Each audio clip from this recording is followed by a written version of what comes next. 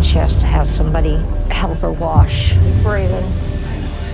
I know, just keep breathing. I never thought my life would be like this. My back aches, my knees, my toes. I mean, everything about my body hurts.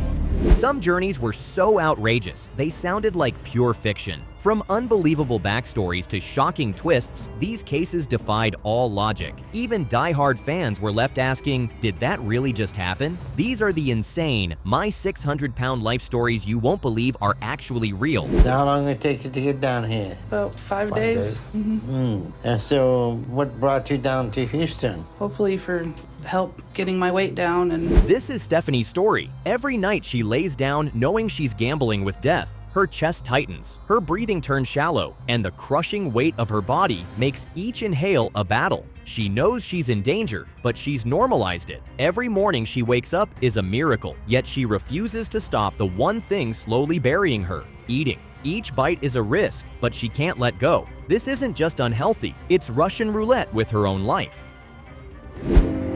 when I lay down, my weight pushed pressure on my chest and on my lungs.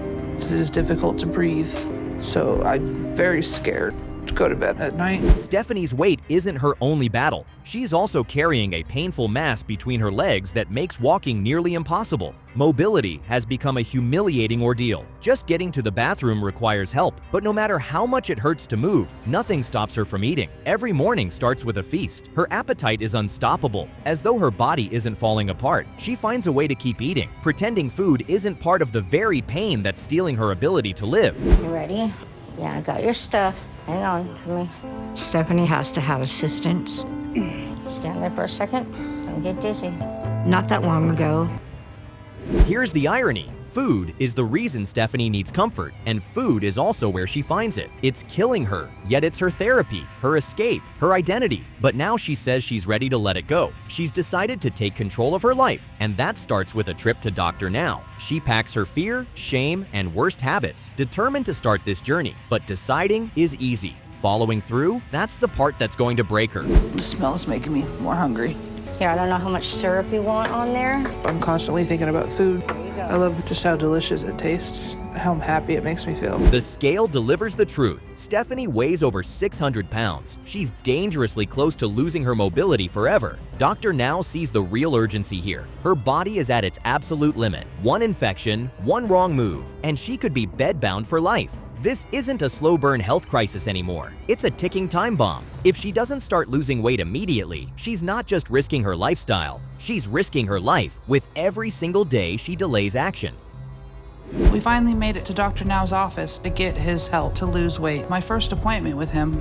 Right now, I have to see the truth. I'm not looking forward to it. Stephanie lists her daily meals, and Dr. Now spots the problem instantly. She's eating enough for multiple people. Full meals back-to-back, snacks in between, calorie counts that rival a football team's. It's clear she's not getting this much food on her own. So he cuts to the chase. Who's enabling this? Someone is making it possible for her to eat at this level. The reality is uncomfortable, but unavoidable. Stephanie's not just fighting her own habits. She's surrounded by people feeding the very thing that's killing her. Getting healthy again.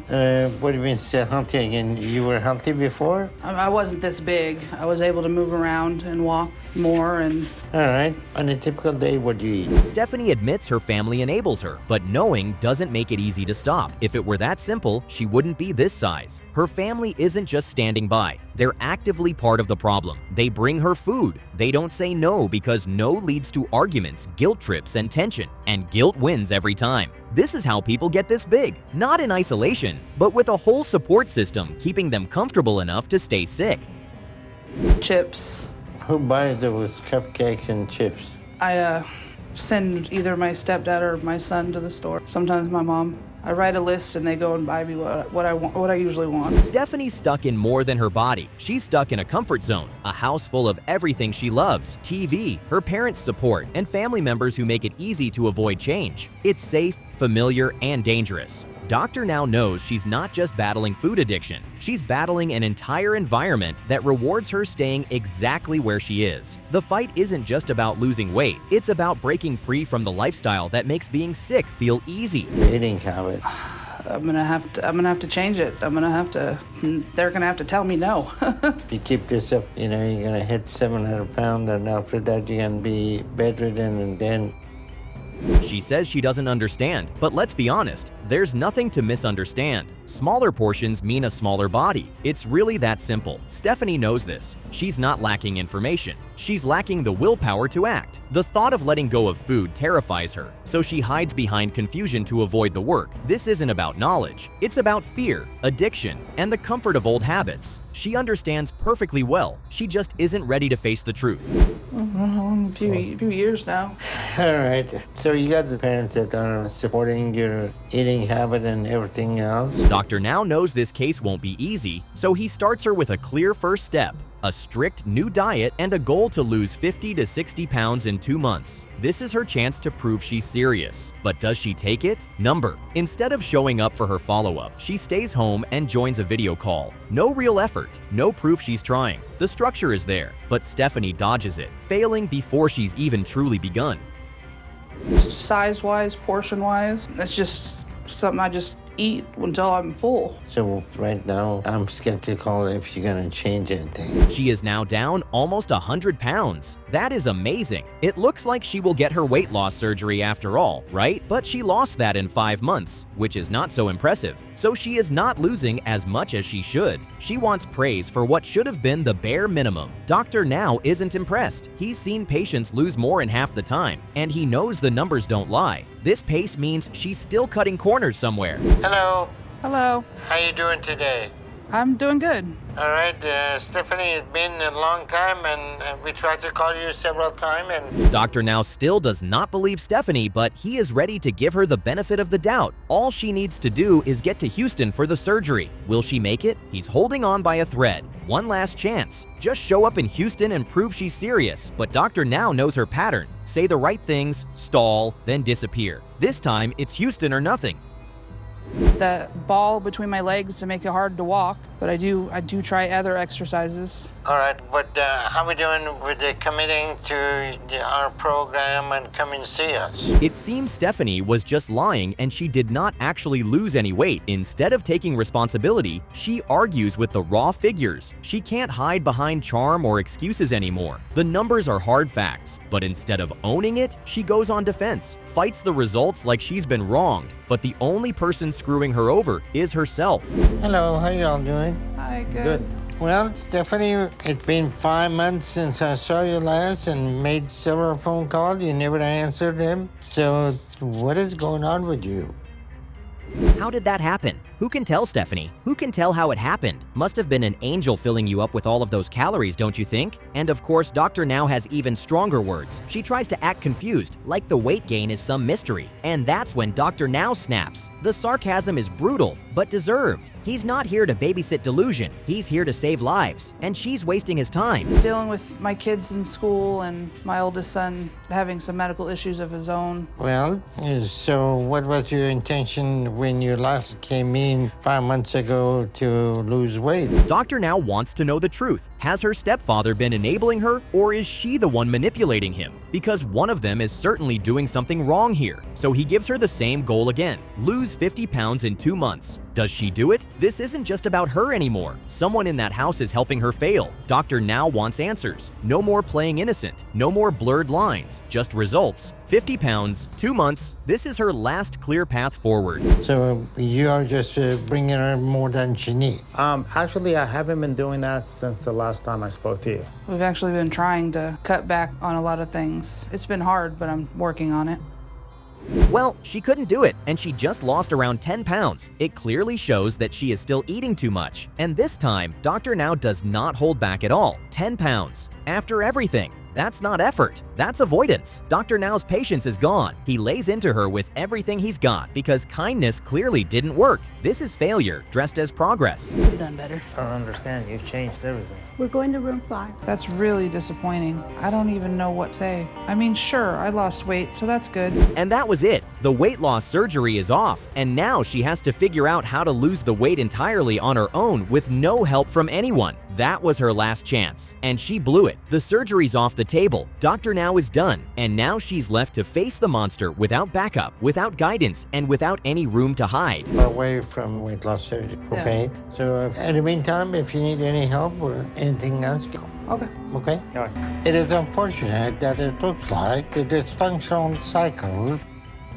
Paul is clearly miserable. The man just wants to feel normal, wants to walk into a room and not be stared at like a circus act. But that's not happening. Not with the way he eats. He's addicted to food, and it shows. His belly, his breath, the way he talks about food. It's all consuming. And the worst part, even while admitting it's ruining his life, he still can't stop, still wants more. That's the real prison. I have lymphodemas on both of my legs, which means my legs are permanently swollen. The second I'm up, I'm already in pain. And anytime I walk more than 10 feet. Now add this. His mother is the one bringing him the food. It's not just sad, it's disturbing. She's been doing it since he was a kid. Feeding him like this isn't love. It's sabotage dressed in comfort. He's got one foot in the grave and she's still in the kitchen. But now, after years of this, Paul wants to fight back. And his first shot? A trip to Houston to see Dr. Now. About damn time. From as far back as I can remember, I've always been big. My dad was 400 pounds, and my mom was overweight too. So we all were big, and I think that was partly because my mom was such a good cook. Paul says he wants to do the program, but Dr. Now makes one thing clear: no half-stepping. If you want change, you move to Houston. That's the price. But Paul hesitates. Moving means leaving his comfort zone, the nest that made him this big. He's scared, not just of failing, but of living without the food, without his mom, without the routine that's been killing him. Wanting help isn't enough. You've got to act like you want it. Yes, sir. You said you were about 750 pounds. 6'6". So you have a BMI of 87. Paula, how far you can walk?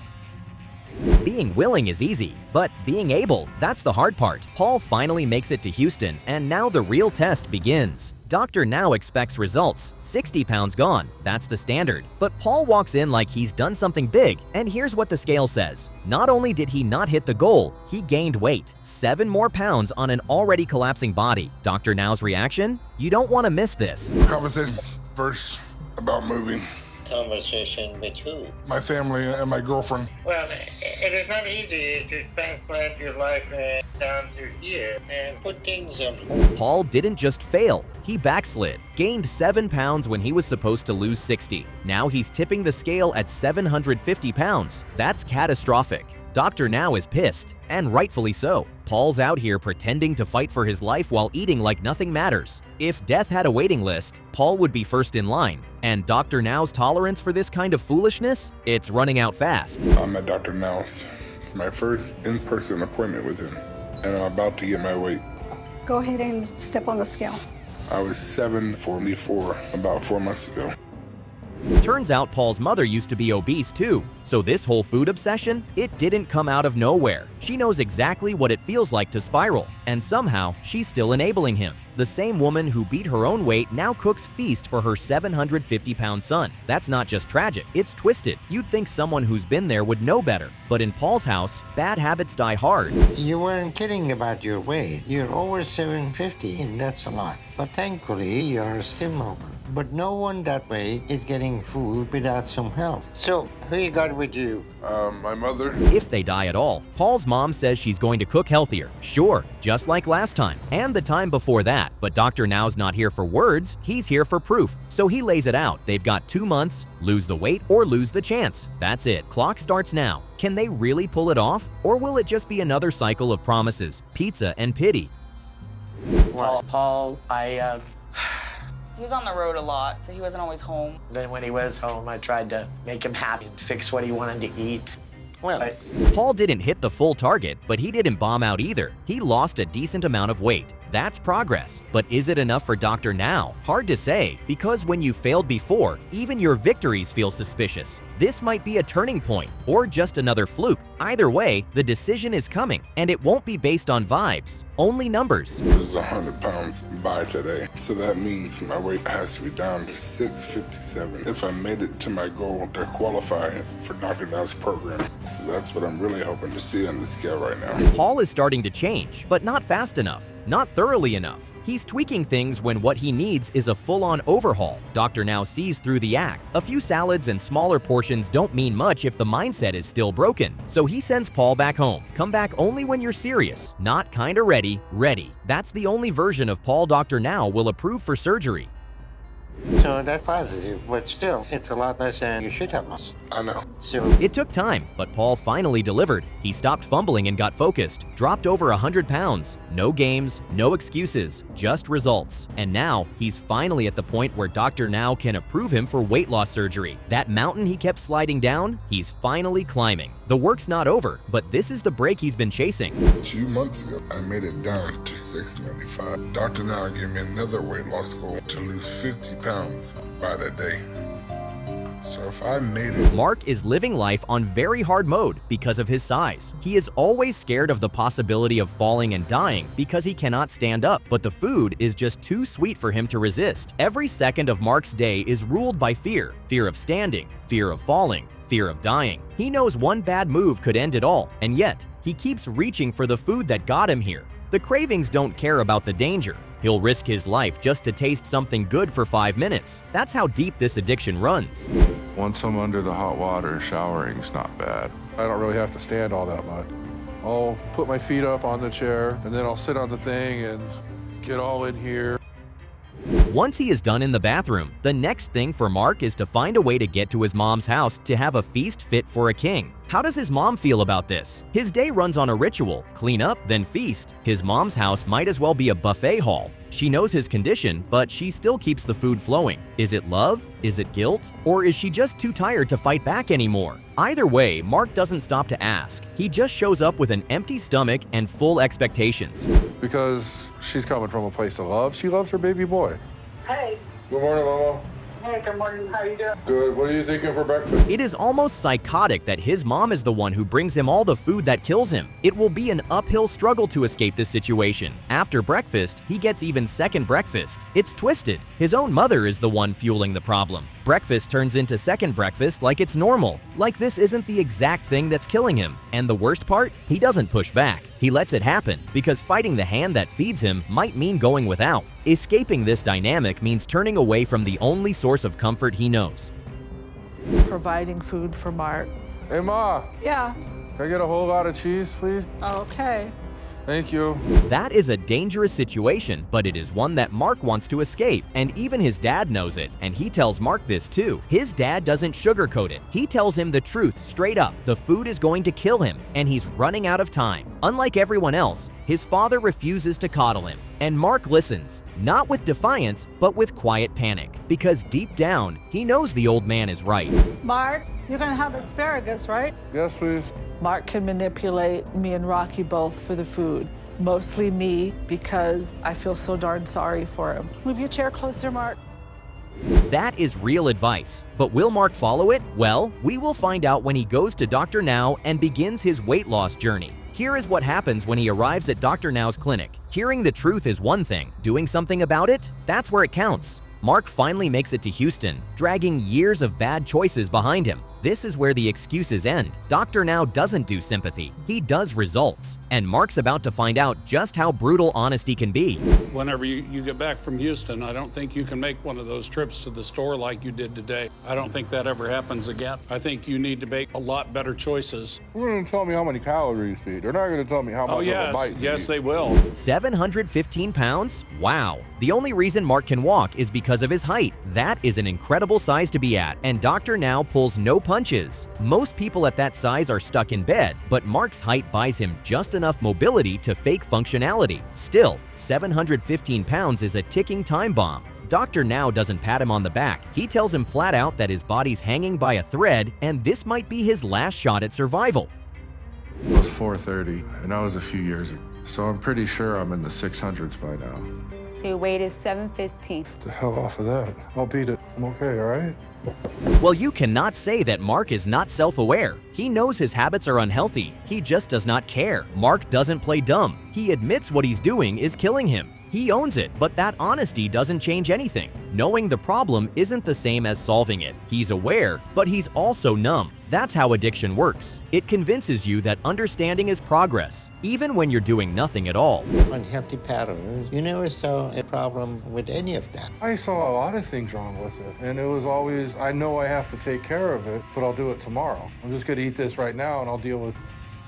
Dr. Now understands what Mark is saying, so he gives him a simple task. Lose 120 pounds in 2 months, and we will go from there. Does Mark do it? Let's see. Dr. Now doesn't argue. He hands him a goal, 120 pounds in 2 months. That's it. Mark says he wants to live, so here's his chance to prove it. No surgery yet, no rewards, just pure effort. The clock is ticking, and his body's not going to wait. Doing is wrong. I don't need to hear your about me doing it. Excuse my language, I'm not.